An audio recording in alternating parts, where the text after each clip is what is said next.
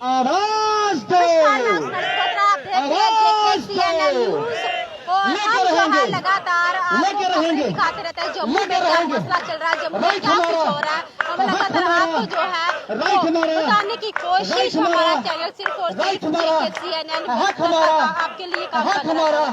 और अब जो है हम अम्बेडकर चौक में मौजूद है और यहाँ पे आज Jammu based reserve category employees association Kashmir के जो एम्प्लॉयज हैं वो प्रदर्शन कर रहे हैं और काफी समय से प्रदर्शन कर रहे हैं। अभी तक इनकी डिमांड्स को जो है पूरा नहीं किया गया।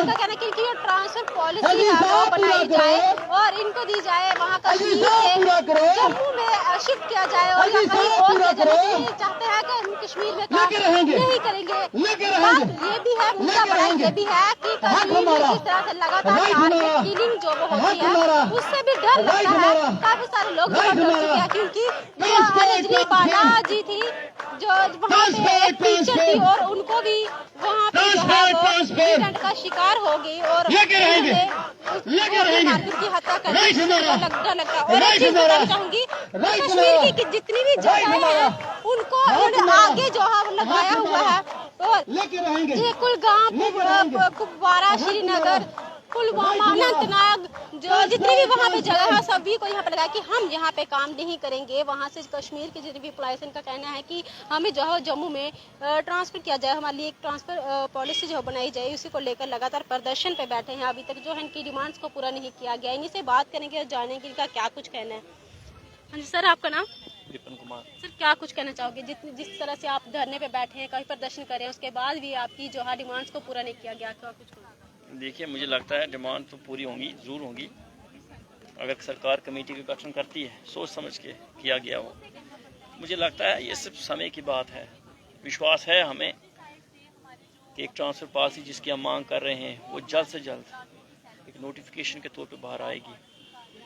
तब तक सबसे बड़ी बात जो है कि जैसे मैं आपके सामने ये ऑर्डर्स रखूँगा, यहाँ पर आप देख सकते हो डायरेक्टर स्कीम्स की तरफ से, ये सिर्फ एक डायरेक्टर स्कीम्स की बात नहीं है, बहुत सारे ऐसे दूसरे डिपार्टमेंट्स हैं, खास तौर पर फॉरेस्ट डिपार्टमेंट है, वो रेवेन्यू है, रूरल डेवलपमेंट है। इन लोगों ने बस ये छोटी छोटी जो चीज़ें हैं जिनको पकड़ कर मैं कहूँगा कर्मचारियों को एक हरासमेंट करने की कोशिश की जा रही है। क्योंकि जिस स्थिति में वहाँ से हम निकले थे, पिछले 3 महीने हो गए हैं हम यहाँ धरना दे रहे हैं ट्रांसफर पॉलिसी को लेकर। सरकार इस चीज़ को मांगती है कि ट्रांसफर पॉलिसी एक जेन्युइन इशू है इनका, तब इन्होंने कमेटी का गठन किया है। वो बड़ा स्वागत योग्य कदम है। 15 सालों से जो मांग जिसके लिए हम लड़ाई लड़ रहे थे, कहीं न कहीं जाकर सरकार ये डिमांड आपके 15 साल पुरानी? बिल्कुल। मुझे तो याद आता है जब हम 2010-12 में यहाँ सरकार थी, उस वक्त NC कांग्रेस की शायद सरकार थी यहाँ पे, तो उस वक्त से हम कोशिश कर रहे थे कि कम से कम। क्या लगता है काफी सारी सरकारें आई, काफी सारी गई, अब जो है तो बीजेपी का राज है, उसके पहले भी काफी सारे, तब कुछ नहीं हुआ, तो क्या लगता है आपको क्यों इस पे ध्यान नहीं दिया जा रहा, क्यों आपकी ट्रांसफर पॉलिसी जो आपको नहीं दी? देखिए, मुझे लगता है बहुत बार हमने सरकार से मांग की थी कि इंटर डिस्ट्रिक्ट रिक्रूटमेंट अगर रखते हैं आप, तो उसके लिए साथ एक ट्रांसफर पॉलिसी होनी चाहिए। एक कैंडिडेट को अगर एक डिस्ट्रिक्ट का डोमिसाइल होते हुए दूसरे डिस्ट्रिक्ट में अप्लाई करना पड़ता है, तो कम से कम उसकी एक ट्रांसफर पॉलिसी का प्रोविजन होना चाहिए ताकि वो अपने घर वापस जा सके। 10 साल 15 साल हो गए हैं लोगों को अपने घरों से दूर हैं, तो कम से कम सरकार को इसको एक ह्यूमैनिटेरियन एंगल से देखना चाहिए कि कम से कम अगर ये सर्विस मैटर ही है तो उसको रिजॉल्व करे गवर्नमेंट। उसके लिए जो कमेटी बनाई है हम स्वागत करते हैं उस कदम का। हम सरकारी कर्मचारी हैं और सरकार का हिस्सा है। हमारी पीड़ा, हमारा दुख, हमारा दर्द जो है उसको भी सरकार ने ही देखना है। हम सरकार के साथ सहयोग में खड़े हैं और मुझे लगता है बिल्कुल जिस तरीके से कमेटी का गठन हुआ और जिस तरीके से स्थिति बनी है, मुझे लगता है जल्द से जल्द इन कर्मचारियों को एक वो खुशखबरी मिलने वाली है। सर, आप कब समय से यहाँ पे प्रदर्शन बैठे हैं? रोज आप घर से आते हो, क्या आपके पास कोई अलग अधिकारी आया आपसे बात करने के लिए? आपको कोई ना कोई आश्वासन तो दिया होगा?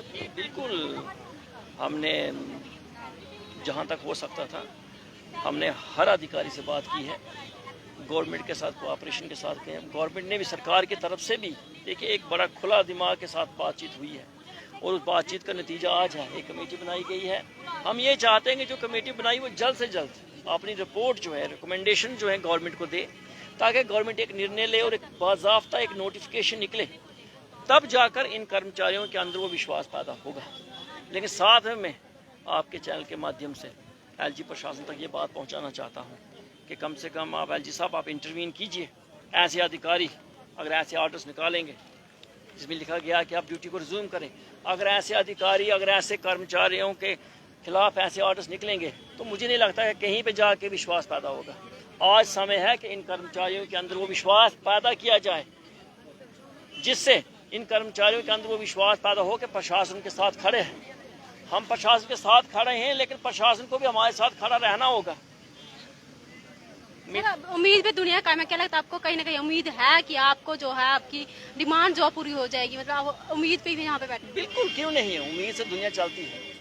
ये सिलसिला जो है उम्मीद पे ही चलता है। पूरा विश्वास है और आशा करते हैं हम कि जल्द से जल्द ये जो मायूस चेहरे आपके सामने नजर आ रहे हैं, मुझे लगता है कि जल्द से जल्द ये मायूसी जो है इनकी खुशी में बदलेगी। क्योंकि हमें एलजी प्रशासन पे पूरा भरोसा है। एलजी साहब जो हैं वो कस्टोडियन है जम्मू कश्मीर के, उन्होंने जो भी फैसला किया सोच समझ के किया है। सिर्फ अपील हमारी इतनी है आज इनसे कि जो कमेटी का गठन किया वो जल्द से जल्द रिपोर्ट सौंपे। और दूसरी बात, जो ऐसे ऑर्डर्स निकाले जा रहे हैं, बहुत सारे कर्मचारियों की सैलरीज को बंद किया गया है, कम से कम सैलरीज को ना रोकें। अगर सैलरीज रोकती हैं उसके बाद अगर इनको ड्यूटी रिज्यूम करना पड़ती है और उस स्थिति में उनके साथ कोई अनटवन इंसिडेंट हो जाता है, तो वो अधिकारी, वो डायरेक्टर स्कीम्स हो, चाहे जीएमसी प्रिंसिपल हो, कोई भी हो, वो उनकी जिम्मेवारी बनेगी। मैं आपके माध्यम से एक और बात कहना चाहता हूँ, किसी अधिकारी का कलम जो है, जो मैं देखता हूँ ये साइन हुआ है यहाँ पर, उनका पेन जब चलता है वो एक आदमी को, एक कर्मचारी को जबरदस्ती से ड्यूटी को रिज्यूम करवा सकते हैं। लेकिन अगर उनके साथ कुछ घटना घटती है, अगर उनके जीवन को कोई हानि होती है, तो उनका पेन उस कर्मचारी को दोबारा जिंदा नहीं कर पाएगा। फिर उस स्थिति में वो जो उत्तरदायित्व, वो जिम्मेवारी बनेगी, वो उसी अधिकारी की बनेगी जो जबरदस्ती उसके साथ ड्यूटी रिज्यूम करने को फोर्स कर रहा है। हम ये चाहते हैं इसको ह्यूमैनिटेरियन एंगल से देंगे।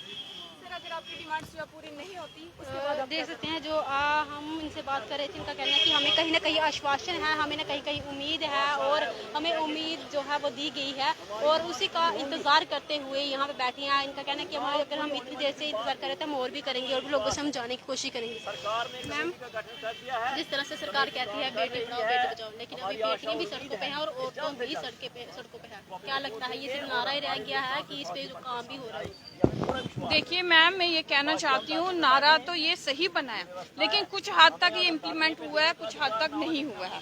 अगर मतलब कि इसको अच्छे से इम्प्लीमेंट करना है तो पहले बेटियों की आवाज़ सुननी चाहिए। अब यही देख लिए यहाँ कितनी सारी बेटियाँ बैठी हैं और कुछ हमारी मतलब कि बहनें अपनी बेटियाँ भी लेके यहाँ बैठती हैं और बेटियाँ बेचारी जिनको स्कूल जाना है, अब बेटी पढ़ाओ, बेटियाँ कैसे पढ़ेंगी? उनके स्कूल वहाँ पे श्रीनगर में है, वो घर में बैठे हुए हैं।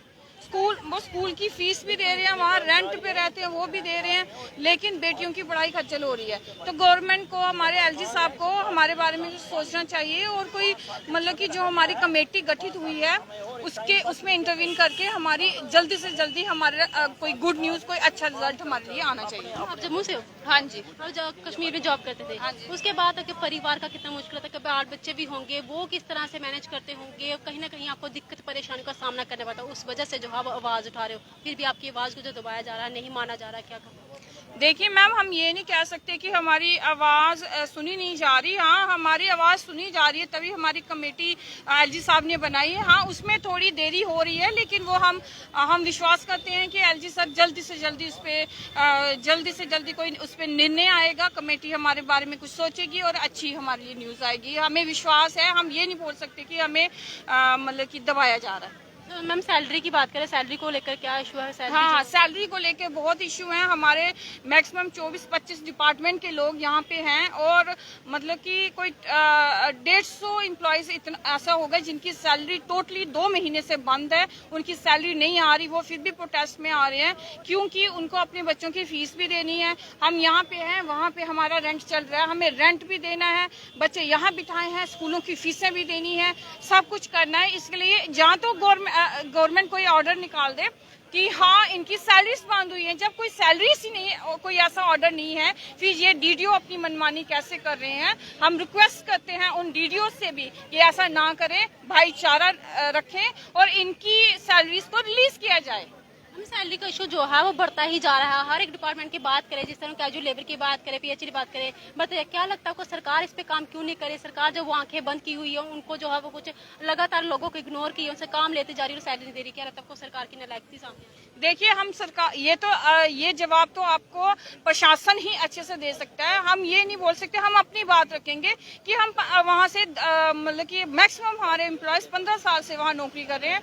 हम अच्छे से नौकरी कर रहे थे, सैलरी भी हमारी निकल रही थी, लेकिन अब वहाँ पे हालात ऐसे बन गए। हम कोई वहाँ खुशी से आके यहाँ नहीं बैठे हैं। हालात ऐसे बन गए, हमारी जान को खतरा है। हमारे बच्चे हमारे साथ वहाँ, मैक्सिमम एम्प्लॉयज जो फीमेल्स हैं उनके बच्चे वहाँ पढ़ते हैं। हमें खतरा है कि आज हम होंगे जहाँ आगे हमारे बच्चे होंगे, तो इसलिए हम डर की वजह से यहाँ आए हैं। 3 महीने हो गया हम यहाँ बैठे हुए और हमारी सैलरी रोकी जा रही है। अब हमारे चैनल के माध्यम से सरकार से क्या लास्ट मैसेज क्या देंगे? हम यही प्रार्थना करना चाहते हैं कि जो हमारी कमेटी बनी है वो जल्दी से अपना रिजल्ट दे और वो रिजल्ट हमारे सबके भले के लिए हो और हमारे जिन भाई बहनों की सैलरीज रोकी गई हैं, मैं यही आशा करती हूँ कि उन डीडीओस को रिक्वेस्ट करती हूँ कि इनकी सैलरीज छोड़ी जाए। Thank you ma'am. तो ये थे जो जितने भी एम्प्लॉयज है कश्मीर में काम करने वाले, उनका कहना था कि हमें जो है वो जम्मू में ट्रांसफ़र किया जाए, हमारी एक ट्रांसफ़र पॉलिसी जो है बनाई जाए और उसके बाद इनकी डिमांड जो है 15 साल से काम करें। 15 साल से एक ही मांग को लेकर जो है वो लगे हैं, लेकिन 15 साल से अभी तक इनकी डिमांड्स को पूरा नहीं किया गया। कई सरकारें आई, कहीं गई, लेकिन कोई भी सरकार ने जो है इनकी बात नहीं सुनी। लेकिन अब जाके कहीं ना कहीं इनको आश्वासन, कहीं ना कहीं उम्मीद जो है वो जागी है कि हमारी डिमांड्स को सुना जाएगा, हमारी डिमांड्स को पूरा किया जाएगा।